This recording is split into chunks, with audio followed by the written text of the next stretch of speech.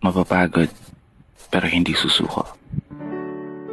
Alam mo ba na may dalawang uri ng pagod na pwede mong madama?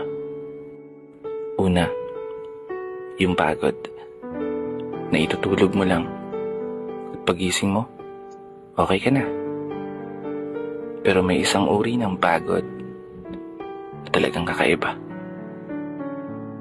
Yun ay ang pagod na hindi nadadaan sa pahinga. Isang pagod na magpapahiwatig kung gaano kabigat ang mga problema mong daladala. Pagod na magpapanginig ng mga luha sa mata. Pagod na magdidikta sa'yo para sabihin ayaw mo na.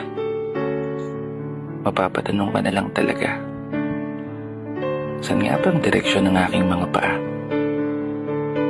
Mga paang tila pagod na sa kakahakbang. Mga paang ngimay na sa kada tapak sa baitang ng hagdan.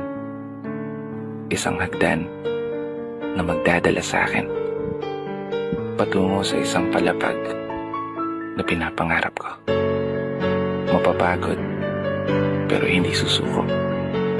Magpapahinga pero hindi hihinto. Para sa pamilya at para sa pangarap, palaging pipiliin na magpatuloy. Kasi alam mo, kung ang pagod ay kapalit ng magandang kinabukasan, wala kang dahilan para sukuan ng pagod. Wala kang dahilan para hindi ka bumangon.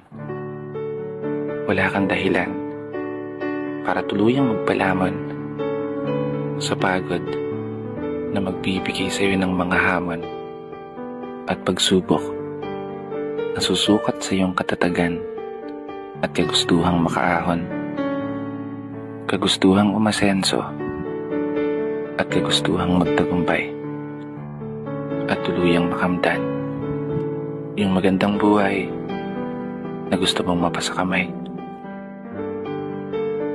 Kaya naman, tatagan mo ang mga paa mo at tibayan ng loob sa iyong paglalakbay at umasa kang kalakip ng bawat pagod ay may masaganang buhay na naghihintay. Sige, umusad ka. Dito na nagtatapos. Kaya isang pagpupugay para sa lahat ng mga tao na patuloy sumasabay sa hamon ng buhay. Ako nga po pala si Brother Matt at ito ang aking munting tula. Sana nagustuhan mo.